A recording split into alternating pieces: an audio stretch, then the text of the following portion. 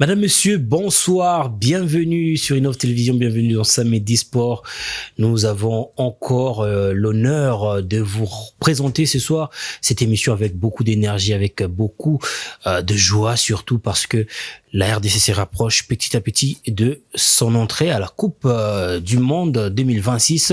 Nous sommes à 4 jours de ces grands retours pour les Léopards dans ces grands événements du football mondial. Mais on ne va pas ignorer aussi que cette semaine, la RDC avait joué son tout dernier match amical avant la Coupe du Monde. C'était mardi dernier face au Chili, match qui s'est soldé sur le score de 2-1 en faveur des Chiliens. La RDC a eu les Congolais, bien sûr, ont eu à émettre plusieurs critiques, raison pour laquelle nous avons invité nos amis journalistes afin d'en parler. Ces matchs, est-ce que cela donne la vraie image de l'équipe de la RDC pour cette Coupe du Monde, ou alors c'était une manière de brouiller le piste pour Sébastien Desabre afin de mieux aborder son premier match face au Portugal? Nos invités vont répondre à toutes ces questions. D'ailleurs, ce soir, Patrick, qui comme chaque semaine, bonsoir. Bonsoir Diosu Moukaya, bonsoir amis de Innov Télévision. Encore un réel plaisir de me retrouver sur ces plateaux pour parler sport en cette période où nous sommes sous la chaleur de cette Coupe du Monde qui va commencer dans presque, qui a déjà commencé d'ailleurs. Et c'est un plaisir, un réel plaisir de parler des Léopards de la République démocratique du Congo, et surtout que c'est dans quelques jours que nous allons jouer cette bombe. On ne sait pas si ça va justement s'éclater sur la République démocratique du Congo, si on aura quelques joueurs qui vont arriver à désamorcer cette bombe qui est le Portugal pour la première journée. Le Portugal pour la première journée, ça sera une unité de mesure pour la RDC. Mais bien sûr, si la RDC ne fait pas attention, ça risque de virer au cauchemar, ce que les Congolais ne veulent pas entendre surtout. Mais après ces matchs face au Chili, plusieurs langues se sont déliées pour critiquer. Je ne sais pas si c'est le cas également pour notre ami Meshak Wabeno. Bonsoir. Bonsoir Joyce, bonsoir à Patrick, bonsoir également à toutes ces personnes qui nous suivent en ce moment. Voilà, nous sommes pendant la grande fête du football mondial, en tout cas, et à quelques jours du retour, il faut quand même le dire, de la RDC, 52 ans après, à la Coupe du Monde. Enfin, nous allons voir la RDC jouer une phase finale de la Coupe du Monde. Ce sera un moment historique, et pas seulement pour moi, pour pratiquement toute une génération. Je pense que ça ne sera pas la dernière fois, et nous sommes là pour parler football, analyser la préparation de l'équipe nationale de la RDC. Pourquoi pas aborder déjà ces premiers matchs de la RDC qui sera contre le Portugal à Houston. Qui sera contre le Portugal à Houston. Avant d'entrer dans notre vif du sujet, nous allons d'abord prendre cet élément qui peint notre émission de la soirée. On se retrouve juste après.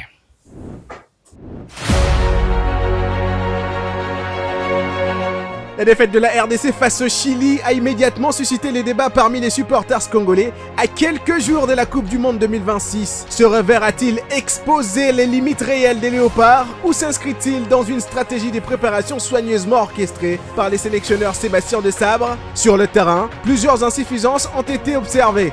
Les Congolais ont parfois souffert dans la maîtrise du ballon, affiché un manque d'efficacité dans les derniers mètres et laissé apparaître quelques hésitations défensives face à une équipe chilienne bien organisée. Des éléments qui pourraient inquiéter avant d'affronter l'élite mondiale. Toutefois, ils continuent de relativiser la portée de ce résultat. Les matchs de préparation servent avant tout de tester les schémas tactiques, évaluer les joueurs et identifier les axes de progression. Dans ce contexte, le staff technique national de la RDC pourrait avoir privilégié l'expérimentation au détriment du résultat immédiat. La thèse d'une stratégie de diversion alimente également les discussions. Certains observateurs estiment que Desabre n'a pas encore dévoilé toutes ses cartes et pourrait volontairement préserver certaines combinaisons ou options tactiques en vue du rendez-vous mondial.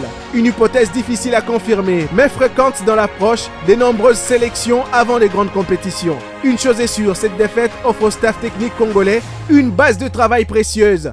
Plus qu'un signal d'alarme, elle constitue peut-être un rappel des exigences des très hauts niveaux. La véritable réponse viendra lors des prochaines sorties des Léopards et surtout lors de l'entrée en liste à la Coupe du Monde, où seules les performances compteront. Pour l'heure, entre inquiétude mesurée et confiance dans le travail de Desabre, le débat reste ouvert.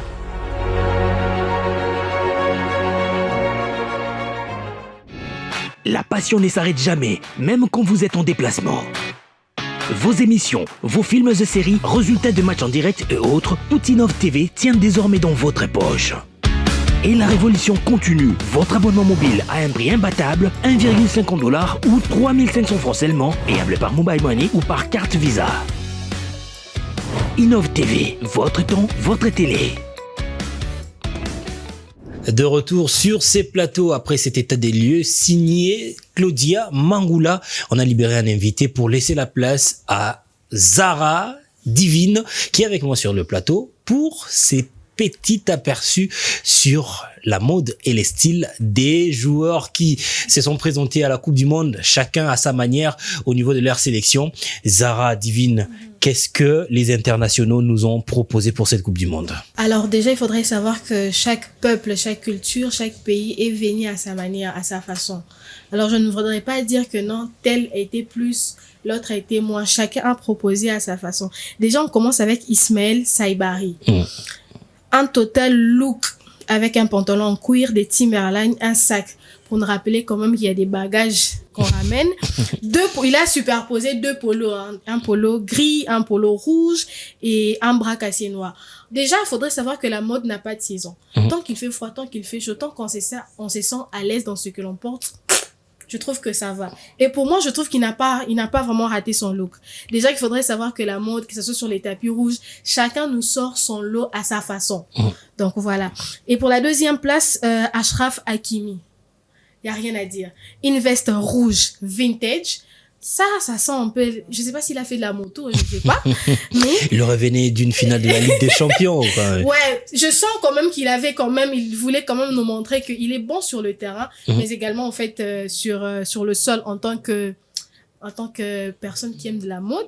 Déjà, une veste rouge, un peu vintage. On sent quand même de la couleur un peu qui est dégradée. C'est ça même qu'on appelle du vintage. Il a mis des lunettes noires que je trouve très parfait vu le soleil et un polo et je pense qu'il a mis des boots noirs et un pantalon noir. Très bien pensé.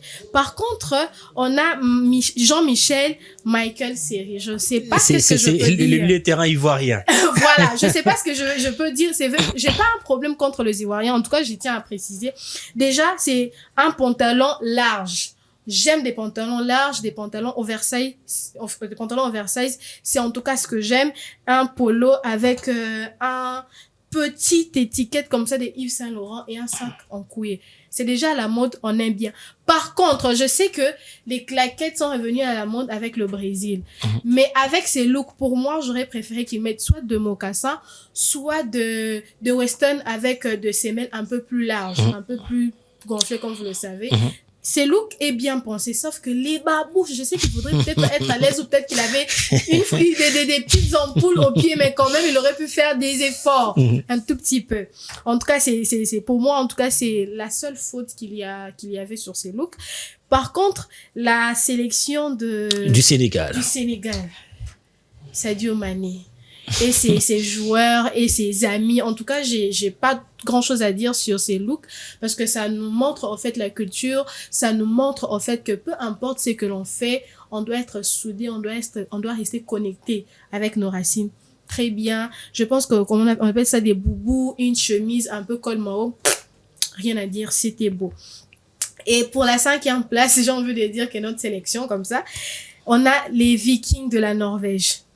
Je sais pas si on voulait nous faire rentrer ou bien on voulait retourner dans le 8e siècle, dans le 17e siècle. Par contre, ce que je salue, c'est quand même la force que la Norvège nous envoie aujourd'hui. C'est vrai qu'on va en Coupe du Monde, c'est vrai que on va aller sur le terrain de foot, mais aussi c'est un message en fait qu'on nous lance. Ça veut dire qu'on amène notre technique sur le foot. J'aimerais dire le message, c'est si vous voulez devenir roi, il faudrait les tuer. Voilà, c'est ça. Donc, on vous ramène notre technique sur le foot, on vous ramène nos javelots, on vous ramène nos lances, on vous ramène tout ça. Donc, pour moi, je dirais que le message est bien transmis. C'est vrai que on parle de Vikings. Les Vikings, c'est plus de la sauvagerie, c'est plus de... Mais là, ce sont des guerriers, sont des guerriers, ils combattent. Il y a des dessins où on voit des Vikings combattre avec des dragons, de combattre avec des serpents, de lions. Donc, c'est un grand message pour nous dire que pendant cette Coupe du Monde, on va pas seulement ramener notre technique du match, mais ça sera de la force, ça sera vraiment de la guerre contre la guerre qui est le meilleur gagnant. Merci beaucoup, Divine Zara. Merci beaucoup. Merci pour votre intervention. Samedi, plutôt, c'est dans Samedi Sport que mode et style s'est improvisé. Déjà, le programme pour mode et style, c'est chaque samedi à 15h30. Chaque samedi, donc ça veut dire que c'est déjà aujourd'hui que cette émission avait été diffusée l'après-midi. Malheureusement, vous allez suivre peut-être si vous avez raté cette opportunité à travers notre application et pourquoi pas la semaine prochaine avec notre programme. Après cette transition, on se retrouve avec nos invités. La passion ne s'arrête jamais, même quand vous êtes en déplacement. Vos émissions, vos films et séries, résultats de matchs en direct et autres, tout Innov TV tient désormais dans votre poche. Et la révolution continue. Votre abonnement mobile à un prix imbattable, 1,50$ ou 3500 francs seulement, payable par Mobile Money ou par carte Visa. Innov TV, votre temps, votre télé. De retour sur ces plateaux, c'était Divine Zara qui nous a présenté la mode et les styles des internationaux à la Coupe du Monde. Vous avez vu Jean-Michel Seri, Achraf Hakimi, Ismaël Saïbari, la sélection sénégalaise, ainsi que le Viking de la Norvège. C'était un véritable coup de génie pour ces athlètes ou encore ces sélections qui ont voulu vendre aussi leur culture à travers cette Coupe du Monde. Patrick Boué, on va entrer dans le vif de notre sujet, même si Donald Trump a refusé les visas aux Congolais, mais nous serons quand même à cette Coupe du Monde à travers nos analyses. Ici sur le plateau d'Innov Télévision, la RDC a joué son tout dernier match de préparation pour cette Coupe du Monde, c'était face au Chili. Malheureusement, une défaite de 2-0. Une rencontre totalement différente de la première face au Danemark. La RDC perd. De quelle manière? Mais aussi, il y a plusieurs Congolais qui ont réagi face à cette défaite. C'était une possibilité pour les sélectionneurs de corriger ce qui n'a pas marché pour la première rencontre. Je me rappelle, le week-end dernier, on parlait sur ces plateaux par rapport au schéma tactique mis en place devant le Danemark. On a vu que là, face au Chili, c'était pratiquement autre chose avec un 4-4-3, un 4-3-3 qui justement a été utilisé. C'était une manière de pouvoir jauger les niveaux de chaque athlète parce que c'est très important. Certains les disent que la gestion de la rencontre et en termes de changement, c'est ce qui a coûté justement la défaite à la République démocratique du Congo. Mais c'était nécessaire. C'était nécessaire pour voir avec quel joueur, avec quel effectif, avec quelle capacité on va aller aborder à cette compétition qui est la Coupe du Monde. Si on regarde dans l'ensemble de cette explication, c'est qu'il y a un match à deux visages.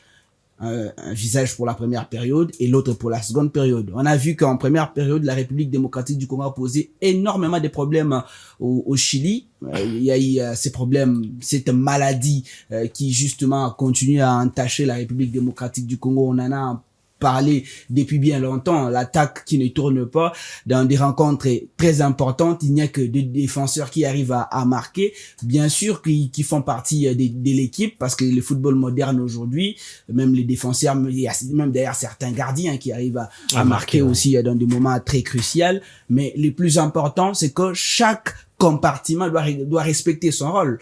On a une défense, je parle d'abord de la première rencontre face au Danemark, une défense qui a bien tourné, un milieu de terrain qui a aussi répondu justement aux attentes, mais le bas blesse aujourd'hui, il n'y a pas assez de confiance pour l'attaque et surtout pour les postes des gardiens de but. Avec ce qui s'est passé devant les Chili. Non mais qu'est-ce que vous reprochez aux gardiens? Non, bah, on aura le temps peut-être d'en parler. Je voulais juste lancer les débats sur ces points-là.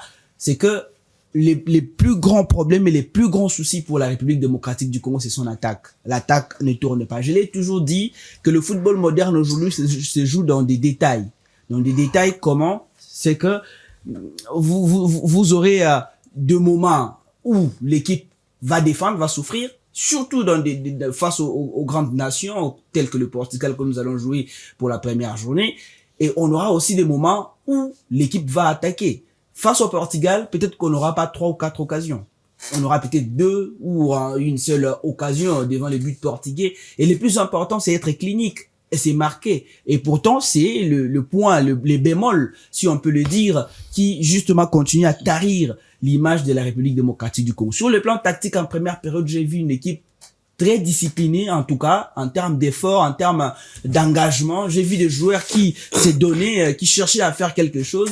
Mais là où le bas blesse, c'est en fait les derniers gestes, la dernière ligne, la dernière passe, ou les derniers efforts à fournir dans la surface des réparations. On a vu des Chiliens qui avaient des difficultés à pouvoir atteindre la surface des réparations de la RDC. Ils ont changé des systèmes, des méthodes. C'était justement tenter des frappes à distance. Mais que font les attaquants de la RDC? C'est comme s'ils étaient en train de burner les gardiens adverses avec des tirs qui ne valaient pas la peine. C'est à ce niveau-là que le staff technique de la République démocratique du Congo doit tabler avant de pouvoir atteindre les Portugal. Parce qu'on a besoin de joueurs qui peuvent, à un certain moment, inquiéter les Portugal, même de loin, avec des frappes à distance. On a des joueurs qui peuvent les faire.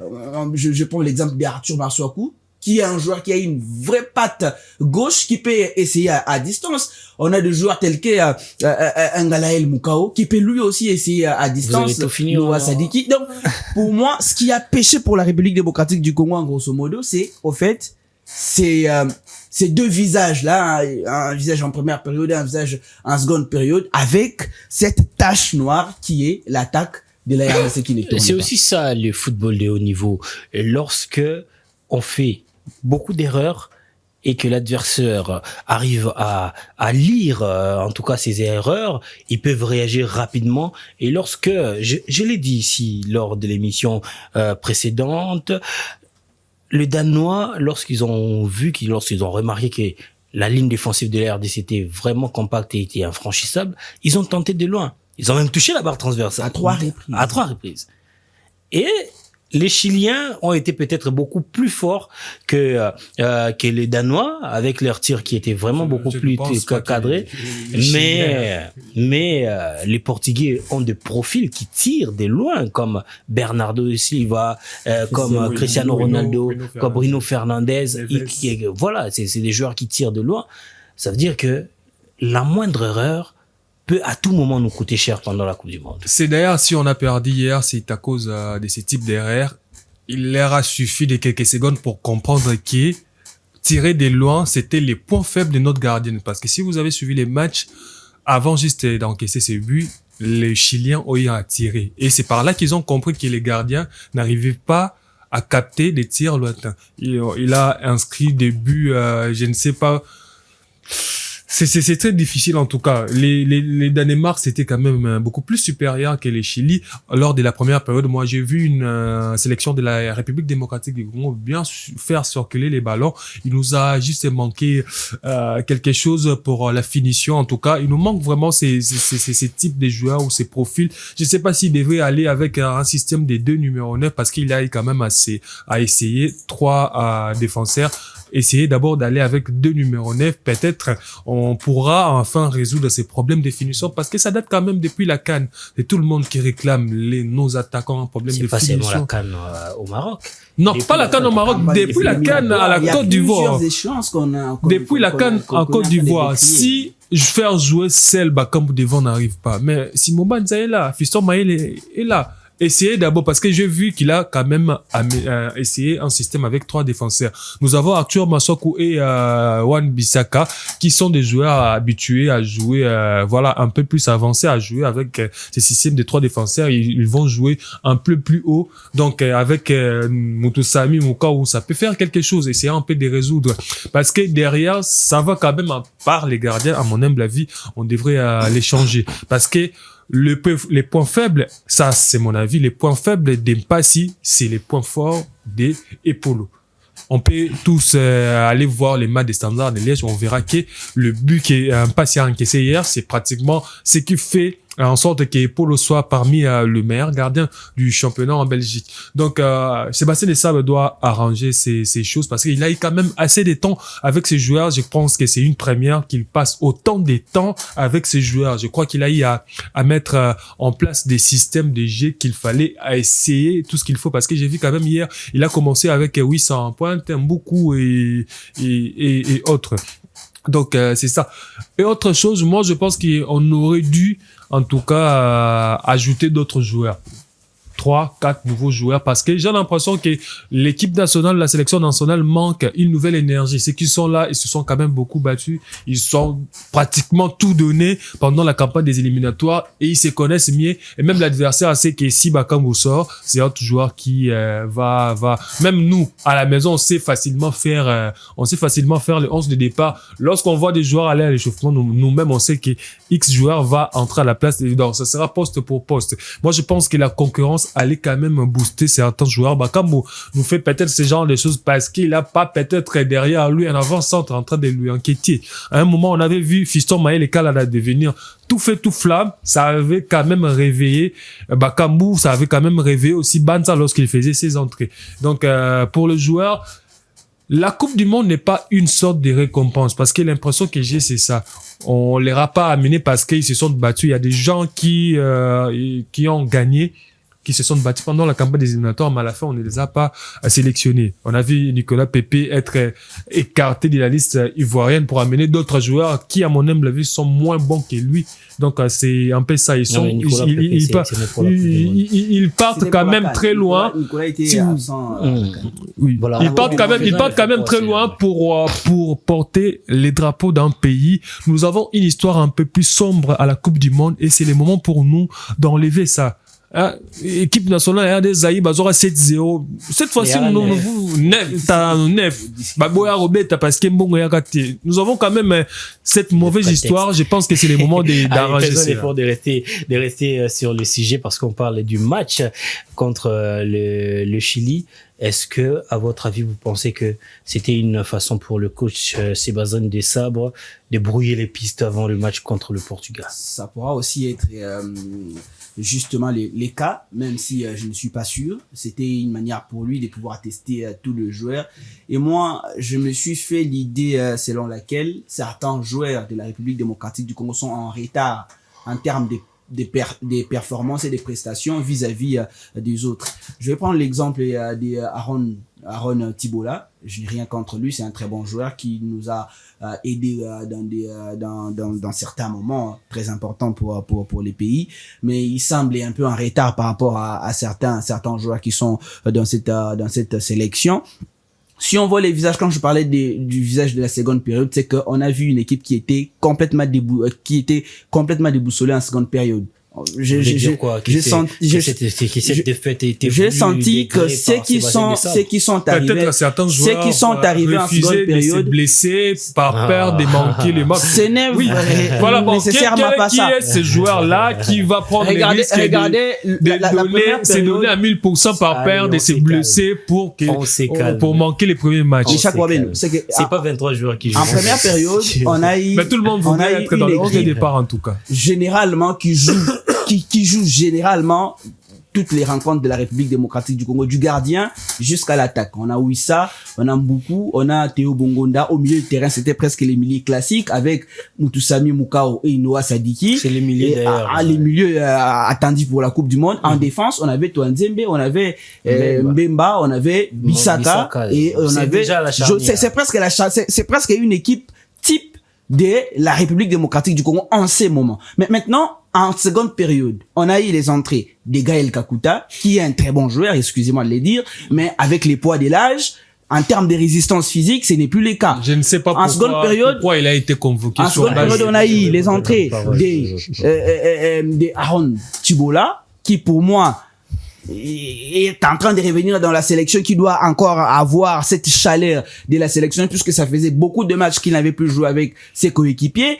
On a eu l'entrée de Meshak Elia, qui est un super joueur, un joueur très important de la sélection, mais qui semble en perte de vitesse, que ce soit en club ou en sélection depuis un certain moment. On a eu l'entrée en jeu d'Edo Kayembe, qui est un joueur qui est instable sur les plans de performance. Dans certains matchs, il fait des très bons matchs. Dans d'autres, c'est comme un fantôme sur les terrains. J'arrive à me poser des questions de savoir qu'est-ce qui ne va pas avec Edo Kayembe, qui est un joueur qui n'est pas régulier en termes de prestations. La dernière entrée, c'était l'entrée de Bakambu. De Bakambu, qui lui aussi, depuis un certain moment, est devenu un joueur à problème sur le plan de la finition et du réalisme devant le but. Donc, la seconde période, on a eu une équipe instable de la République démocratique du Congo face au Chili. Et d'ailleurs, on a vu que dès la seconde période, on avait vu un autre visage des Chiliens qui sont revenus avec des meilleures intentions et ils ont concrétisé avec cette frappe lointaine. Donc, pour moi, je me dis que Sébastien Desabre doit aussi travailler sur cet aspect-là. Que ceux qui viendront sur le banc doivent avoir la même énergie que ceux qui sont sur la pelouse. Sinon, on aura un décalage, un déficit énorme en termes de performances du début jusqu'à la fin de la rencontre. Et devant des pays tels que le Portugal, ça va payer cash. On aura besoin de joueurs qui vont se donner à 100%. Je me demande, est-ce qu'on sera dans l'obligation de jouer avec ces mêmes 11 là du début jusqu'à la fin sans procéder au changement? Ça sera pratiquement impossible. Et quel sera le sort de la RDC si, face au Portugal, on arrivait à injecter des joueurs tels que Gaël Kakuta? Qu'est-ce qui va arriver? Qu'est-ce qui va arriver si on essaie d'injecter des joueurs tels qu'Aaron Chibola? Qu'est-ce qui va arriver? Donc, c'est ça le souci. Actuellement, les sélectionneurs doivent travailler. Moi, je pense qu'il vient de mes régions sur ce que je disais tout à l'heure. On aurait dû ajouter au moins 4 ou 5 joueurs. Je pense qu'on n'a jamais été en contradiction sur ces points-là. On n'a jamais été en contradiction sur ces points. Oui, s'il vous plaît. Tolongoli Sadik, Tolongoli Mukao, Tolbaon Linga, Tolongoli Sadik, Tolongoli Mukao. Tokobetsa milier nini susu Sadik Mukao mutu sami tolongoli bango nono po parce que socle na biso bango wana ba joueur nini toza bango ya profil wana ndenge moko na bango toko. Ah mais il faut comparer avec ce qu'on a dans la sélection. On a Piquel, on a s'il vous plaît, on a mais c'est le profil qu'on a actuellement. Vous amenez Charles Piquel, c'est un bon joueur mais c'est un très bon joueur qui joue dans un championnat très élevé. Pourquoi pas? Non, mais dites-nous pourquoi pas on va pas amener on aurait dû ajouter d'autres joueurs comme qui il faut donner quand la sélection s'il vous plaît la fédération a eu autant de temps pour convaincre d'autres joueurs. Je ne sais pas pendant toute cette période les gens qui sont censés faire ce travail faisaient quoi? C'est pas la fédération qui a non on vous demande de proposer, faites les travaux de la fédération comme la fédération. Moi personnellement je ne connaissais jamais Brian Chipenga, c'est lorsque Sébastien Desabre mais c'est toujours Sébastien qui a mais pourquoi il n'a pas eu à faire ce même travail pour d'autres joueurs? Il n'a pas trouvé. S'il vous plaît, vous amenez quelqu'un comme Gaël Kakuta, sachant que nous allons jouer une rencontre face au Portugal, ça sera intense. Vitinha qui court partout. Neves, j'ai l'impression qu'il s'est fatigué. Cristiano Ronaldo qui est plus âgé. Mais quand même, sur le plan en termes de performance, talent, Gaël Kakuta il y a beaucoup assez blessé. Cristiano Ronaldo est resté au top niveau pendant autant d'années. Le milieu de terrain du Portugal. Vous avez un joueur comme João Neves. J'ai l'impression qu'il fonctionne avec des piles. Les gars, il se fatigue jamais. Il court partout. Il a une énergie débordante quand même. Donc, on devait avoir cette sorte de profondeur des bancs pour nous aider. On sait que si XY joueur sort, celui-là qui entre sera quand même beaucoup plus fort par rapport à joueur Otouti Kobimisa. Mais bon, c'est sa sélection. On est là, on est en train d'entendre, de voir ce qu'il va vraiment nous proposer. Mais si ça ne tenait qu'à moi, je pense qu'on va en tout cas aller avec un système de dénuméronnaires pour essayer un peu des... Moi, je pense qu'on se trompe parfois sur les performances de nos léopards parce que Gaël Kakuta cette saison a joué dans deux ligues. D'abord, il était en Turquie en première division, puis en Grèce en première division avec AL Larissa. Au total, 32 matchs, 2083 minutes, 9 buts et 4 passes décisives. Je vois pas pourquoi vous traiterez ces joueurs de moins performants. Vous pouvez, s'il vous plaît, vous pouvez voir le minute, les temps de jeu des joueurs, des milieux de terrain du Portugal. On va comparer. Non, mais c'est au niveau des nombres de jeux. En termes de différence. Un joueur comme Bruno Fernandes, en Angleterre, déjà, il joue pas seulement en Angleterre, pas au niveau international. C'est pas moins de 50 matchs la saison. Donc, non, mais avec Gaël Kakuta, les problèmes n'est pas les temps de jeu inclus. Il joue quel type de championnat? C'est la qualité, les niveaux du championnat et l'adversité en face. C'est là que ça devient sérieux pour la République démocratique du Congo. On a des super joueurs. On a des très bons joueurs. On parle d'Aimé Chakilia qui nous a prouvé à maintes reprises que c'est un joueur exceptionnel, qui a marqué des buts exceptionnels avec la sélection. Mais à un certain moment, c'est la question de l'adversité en face qui revient et qui fait peur. Oui, on va aller avec Chakilia qui est un très bon joueur. On peut aussi avoir une surprise face à Nuno Mendes qui aime procéder par des contres et laisser les lignes arrière sans surveillance avec la vitesse de Chakilia. Ça peut payer, mais on n'est pas sûr. On n'est pas sûr de ces performances-là. Parce que on reste dans les suppositions, dans les si. Mais moi, j'aimerais être dans le concret. Quand on parle dans le concret, avoir une sélection, donc on sait, comme l'a dit Meshak Wabeno en face, tel joueur sort, on sait déjà que sur le banc de touche, on a aussi une autre valeur ajoutée qui va apporter un plus dans la rencontre. Mais si sur le banc de touche, on n'a pas ces valeurs à ajouter là, ça devient problématique. Il suffit que Moutoussamy se blesse, c'est toute une nation qui commence à s'inquiéter. Non, mais il y a d'autres joueurs. Moi, Bimisa était, mais on a vu la preuve, c'est que il y a des moments clés pour les parcours des Léopards, que ce soit lors des phases des qualifications ou dans des compétitions officielles. Je prendrai l'exemple des Chancel Mbemba face à la Tunisie en 2017, c'est que un joueur sort et on sait que c'est fini et on a peur. D'ailleurs, c'était le cas aussi avec Samuel Moutoussamy face à l'Algérie. Dès qu'il sort et c'est fini, toute la machine dès qu'il lui est sort, complètement bouleversée. sort, ça dit qu'il sort. C'est ça la crainte en fait, parce qu'on n'a pas ces valeurs qui peuvent justement modifier. Vous avez relevé quelque chose des points. Je donne un peu la parole, je reviens vers vous. Quelque chose de bon. Est-ce que vous ne pensez pas que de la même manière on a perdu le match face à l'Algérie, c'est de la même manière aussi on a perdu face au Chili? Ce sont les changements mal négociés qui nous ont ramené à ces des changements mal négociés. L'entraîneur arrive à effectuer des changements. C'était aussi une manière d'essayer ce qui était sur le banc de touche. Mais le comble, c'est que lui, il amène une équipe qui n'est pas constante en termes de performance. Il amène un type de joueurs qui ont donné satisfaction. On l'a vu devant les Danemark, on l'a vu en première période devant le Chili. Ça a été changé face au Chili. Oui, en seconde période, mais si on doit comparer les nombres de changements effectués devant les Chili, et la manière de procéder à ces changements face au Danemark, c'est pas la même chose, parce que déjà dans le 11 de départ, il y a eu plusieurs changements. Effectivement, déjà, même on n'a plus Kaloulou, on n'a plus Arthur Maswaku comme le dit. Et sur les plans tactiques aussi, il y avait pas assez de sécurité comme face au Danemark, et c'est ce qui a joué. On les disait. La RDC, moi, j'ai toujours eu l'impression que si on est dans la posture d'une équipe qui doit faire le jeu, on perd et on ne joue pas bien. Si c'est la RDC qui fait les jeux, si c'est la RDC qui doit dominer, on n'arrive pas à faire quelque chose, puisque l'animation offensive de la sélection laisse à désirer. Ça, c'est un point vraiment noir que le sélectionneur doit travailler. Je me demande, est-ce qu'il est dans l'école de Diego Simeone, cette école de l'époque 2014-2015, qui se contente qu'à défendre et espérer avoir un but imaginaire et remporter les matchs, où les sélectionneurs doivent s'adapter avec justement l'école moderne des Hansi Flick, des Luis Enrique, cette école-là qui propose beaucoup plus en termes de réalisme devant les buts. Allez, on doit aussi parler des points faibles de l'équipe nationale de la RDC, puisque les gens en parlent. Lionel Mpassi, portier au sein de Havre en France, qui n'a joué que 4 matchs cette saison avec son club pour un total de 314 minutes. 3 clean sheets, 3 buts concédés seulement et 2 matchs sans défaite. C'est quand même bien pour un gardien de cette trempe-là, même s'il n'a pas eu assez de temps de jeu. Mais les 2 buts encaissés face aux Chiliens, est-ce qu'on va dire que c'est l'un des points faibles criants de l'équipe nationale de la RDC? Nous l'avons tous vu hier, en tout cas, les gardiens, certaines personnes le déplorent depuis un moment, on devrait absolument changer de gardien.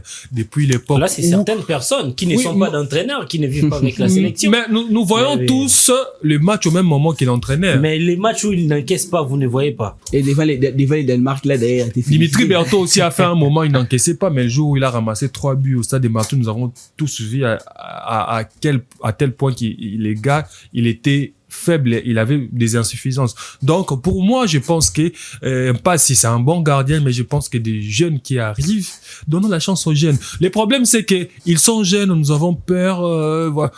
Vous êtes né à Kinshasa comme moi, vous suivez depuis un depuis très longtemps le football. Je pense que vous vous souvenez de la performance des parfaits Mandanda, je crois en 2008, 2009 contre l'Égypte au stade des Martyrs. Robert Kidiaba s'est blessé. À la surprise générale, nous avons vu un gamin qu'on a fait entrer devant l'Égypte durant cette période-là. L'Égypte, c'était tout fait, tout flamme. Mais Parfait Mandanda est entré, il a réalisé quand même une rencontre pour des gens qui ont suivi cette rencontre et je pense qu'ils doivent se souvenir. Pas plus tard qu'il y a quelques mois, on a vu le changement, la surprise générale. Pas il sort, on nous fait entrer Timothy Fayulu. Le gars est devenu l'héros de toute une nation parce qu'on l'a seulement fait confiance. Ce n'est pas parce que pour le jeune, oui, c'est un problème de hiérarchie. Ce qui détruit notre sélection aujourd'hui, c'est ces problèmes-là. La hiérarchie. On veut toujours la hiérarchie. La performance à un moment compte. Oui, il est ancien, mais on prend les meilleurs du moment. Et pour le moment, moi, je pense que on devrait soit prendre Polo, soit donner la chance à Timothy Fayulu parce que ce sont quand même des jeunes qui assure par rapport à Lionel Mpassi. Il nous a prouvé qu'il avait des insuffisances, il a eu ses moments forts, mais je crois que face à la diversité, laisser quand même la place aux jeunes parce que tout le monde a vu que parmi les points faibles de la RDC, il y a l'attaque et il y a aussi le gardien de but. Si je peux revenir sur la question que vous avez posée à Patrick. Soyez vraiment très bref. Oui, à Patrick concernant la manière dont nous avons perdu contre l'Algérie. Si vous regardez l'Algérie, la manière dont l'Algérie a joué, on fait sortir Riyad Mahrez, mais les gars qu'on fait entrer à la place de Riyad Mahrez, ils sont pratiquement similaires. Même les gars qui a marqué contre la RDC, il venait d'entrer. C'est pratiquement le même style léger. C'est un problème de profondeur des bancs. Vous faites sortir Bakam, vous faites sortir Moukao, mais qui entre à la place de Moukao? Est-ce que c'est pratiquement les mêmes profils? Vous faites entrer Moukao qui aidait l'équipe à avancer, mais vous faites entrer Aaron Chibo. Là derrière, vous faites entrer Charles Piquet. Les gars, il a plus ces styles-là de défendre que de se projeter vers l'avant. Donc c'est un profondeur des bancs. Je pense que Sébastien Desabre aura les temps qu'il faut pour faire travailler la finition, essayer un système de jeu qui vraiment évitera de léser, à mon humble avis, certains Congolais. De manière à ne pas léser certains Congolais, on va prendre un tout petit peu les statistiques de ce gardien Lionel Mpassi après son retour, après avoir repris les cages de l'équipe nationale juste après la défaite face au Sénégal. Le gardien a joué 12 matchs, messieurs, et il n'a encaissé que dans 4 matchs pour 8 clean sheets face au Togo, Soudan, Cameroun, Bénin, Botswana, Bermudes, Jamaïque ainsi que le Danemark. Il a encaissé lors des 4 rencontres face au Nigeria, face au Sénégal à la Coupe d'Afrique des Nations, face à l'Algérie à la Coupe d'Afrique des Nations et face au Chili. Mais quand même, devant ces statistiques, on ne va pas dire que on a tout justement besoin d'échanger le gardien parce qu'il a encaissé lors des matchs. À un certain moment, je fais pas partie de cette agitation des Congolais. Je l'appelle comme ça agitation. Pourquoi? Parce que on regarde les mal de quelqu'un juste pour des séquences ou pour quelques actions. On oublie les bienfaits du gardien. C'est ce qu'il faut généralement analyser. C'est aussi voir les points positifs et les points négatifs. Contrairement à certains postes de la sélection congolaise, c'est que le poste de gardien de but a de valeur à revendre. Ce que le sélectionneur doit faire, c'est justement étudier l'adversaire et choisir les gardiens idéaux par rapport au profil de l'adversaire en face. C'est que quand vous avez une équipe qui a des très bons tireurs, une équipe qui peut faire très mal avec des frappes à distance, regardez dans la sélection qui est fort sur ces points-là. Lorsque vous avez une équipe qui procède trop souvent avec des attaques placées et que vous avez un gardien qui est très fort dans le 1 contre 1. Est-ce qu'on a ces profils-là avec notre... On a ces profils-là. Ou un gardien qui peut sauver le meuble pour des frappes à distance, on a Epolo qui peut bien les faire. Mais si on prend les cas avec un Mpassi qui est très bon sur les frappes en face à face, il peut faire la différence sur ces points, les anticipations aussi. Regardez dans chaque match, par exemple face au Portugal, il faut étudier les jeux portugais. Ils procèdent par quel mécanisme? Si c'est par frappe à distance, alors choisissez un gardien qui va répondre déjà les deux éléments clés de la sélection portugaise, c'est que ils aiment beaucoup les ballons aériens dans votre surface parce qu'ils savent qu'ils ont des joueurs qui sont bons dans le jeu des têtes. Ils aiment aussi trouver les attaquants dans les intervalles, c'est qu'ils sont bons parce que leurs attaquants sont rapides, ils ont des bons médiateurs qui peuvent glisser le ballon dans les intervalles. Ils ont également des bons tireurs de frappe à distance. Et c'est là que les travails, on parle trop souvent du sélectionneur, Sébastien Desabre, mais le poste de gardien de but est exclusivement réservé à Robert Kidiaba, la légende de la sélection, c'est lui qui fait au fait les choix qu'il propose aux sélectionneurs après les séances des préparations. Robert Kidiaba doit préparer. Quand on parle vous avez épinglé justement les jeux portugais, mais moi j'ai un peu peur avec Epolo par rapport à sa taille, parce que quand on va jouer les Portugal, on a des joueurs qui volent haut, hein, à l'occurrence qui Cristiano Ronaldo, vous avez Rafael Leao, il y a des joueurs, il y a Diaz, les défenseurs. On doit aussi chercher à sécuriser sur ces points-là, parce que Epolo est très bon en termes d'anticipation, en termes de frappe à distance, mais sur les ballons aériens, c'est un peu compliqué. Voilà pourquoi le staff technique ensemble avec l'entraîneur des gardiens, il doit vraiment faire un travail de fond pour analyser au mieux les trois gardiens. En tout cas, les trois gardiens pour moi peuvent être titulaires. Que ce soit Epolo, que ce soit Mpassi ou Fayoulou, les trois peuvent être titulaires. Mais c'est juste ce travail-là de fond à faire pour déceler les titulaires idéaux.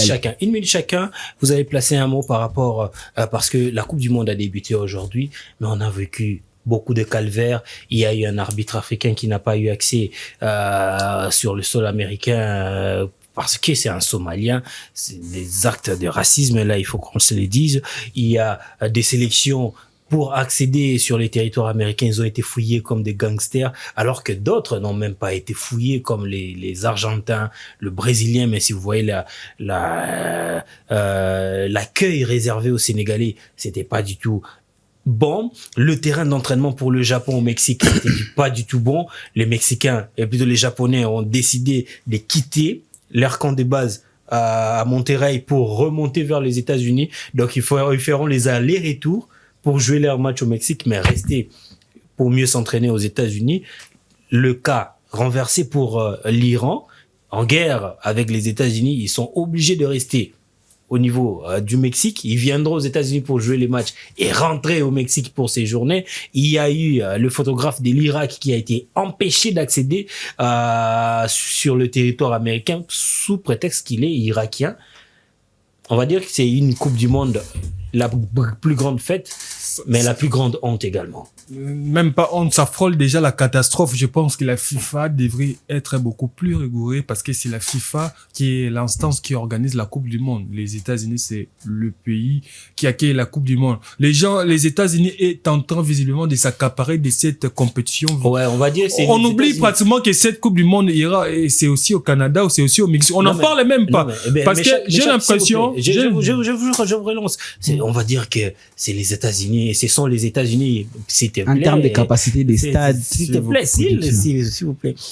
Ce sont les États-Unis d'Amérique qui accueillent la Coupe du Monde avec 11 stades et 78 matchs qui vont se jouer, alors que le Canada va accueillir 13 matchs et le Mexique également qui va accueillir 13 matchs. Ça veut dire que les États-Unis qui organisent toute la compétition. Ce n'est pas parce que nous venons organiser une fête dans votre maison que vous avez le droit de fouler aux pieds un grand moment de partage, un grand moment de communion, un très grand moment de fête. Moi, j'ai l'impression que les États-Unis essayent un peu de s'accaparer de cette compétition. Visiblement, Donald Trump et son administration abuse un peu beaucoup. Je ne sais pas si c'est une sorte de stratégie pour essayer un peu de frustrer, de léser un peu les adversaires pour faciliter, je sais pas moi, à son pays. J'ai l'impression qu'ils ont les mêmes comportements que ils ne vont d'ailleurs même pas remporter, ils n'ont même pas ils ont un avant-centre comme Timothy Weah, donc on doit oublier. J'ai l'impression qu'ils ont c'est le même comportement que les Marocains, essayer un peu de léser l'adversaire,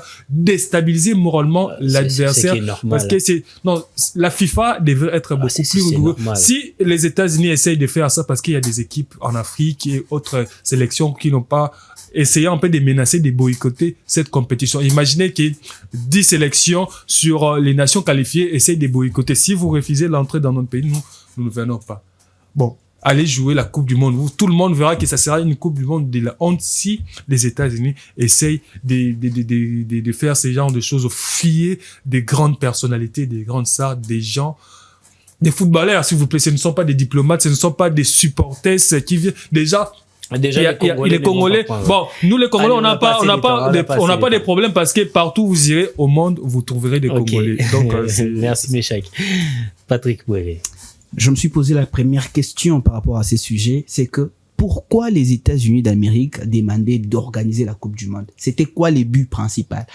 C'était pas l'administration. C'était même pas leur sport favori d'ailleurs. C'était nous démontrer la puissance des États-Unis d'Amérique. C'était quoi l'objectif principal? Parce que les États-Unis, d'ailleurs aux États-Unis d'Amérique, le football n'est pas le sport principal. On va d'abord jouer cette Coupe du Monde dans les stades des rugby et des cricket. Effectivement, et qui ont été justement, on a modifié et on a rebaptisé certains stades par la FIFA pour permettre à ce que les gens puissent reconnaître si facilement. Et la deuxième question que je me suis posée, un joueur du trempe des Kevin De Bruyne, qui a été contrôlé, je ne sais pas de quelle manière.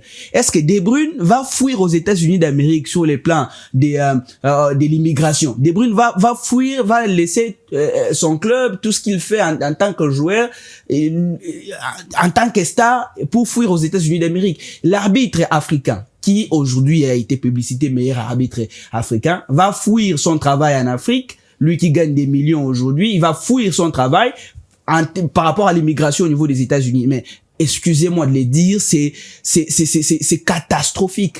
C'est catastrophique ce qui s'est fait au niveau de la FIFA. Et je me suis dit, c'est que la FIFA a démontré toute cette impuissance face aux États-Unis d'Amérique. Et je me suis demandé aussi, c'est que est-ce qu'il n'y avait pas des solutions supplémentaires pour permettre d'organiser cette compétition dans des conditions qui se respectent. Parce que ça, ce n'est pas une fête du football. On dit souvent que le sport est apolitique. Je me pose toujours la question, est-ce qu'aujourd'hui le sport est toujours apolitique? Et la conclusion pour ma question, c'est que c'est non. Le football aujourd'hui n'est plus apolitique puisque certains politiciens véreux arrivent à capitaliser les quelques moments du sport pour pouvoir lancer des messages. Aujourd'hui, le sport sert pour lancer des messages politiques, des campagnes contre certains systèmes et ça, c'est ce qui tue au fait. C'est un virus qui est en train petit à petit de détruire le football ou le sport en général qui reste une fête. Vous avez eu à couvrir, je vais chuter là, vous avez eu à couvrir la Coupe d'Afrique des Nations en Côte d'Ivoire. Si je vous demandais juste de faire la différence entre cette compétition et ce qui s'est déroulé au Maroc, c'est le jour et la nuit en termes des festivités. D'accueil d'ailleurs. En termes d'accueil aussi. Et ça laisse à désirer aussi. Et moi, je me suis dit, quand vous avez parlé de l'entrée du Brésil et l'entrée de l'Argentine au niveau des États-Unis, si on doit comparer avec d'autres continents, c'est comme s'il y a un traitement des faveurs. Un traitement des faveurs pour les Argentins, pour les Français, pour les Français.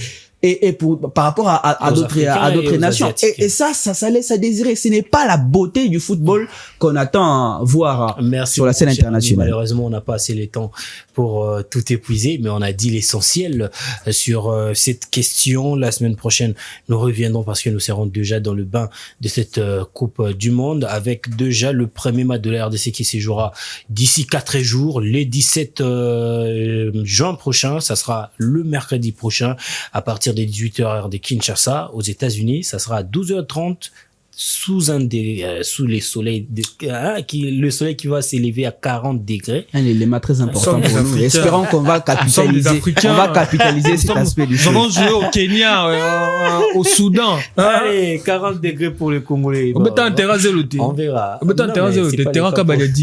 C'est pas les cas pour les pour goûter au Bongonda. Merci beaucoup, fidèles téléspectateurs. On va se retrouver la semaine prochaine avec le même plaisir. Portez-vous bien. Ciao.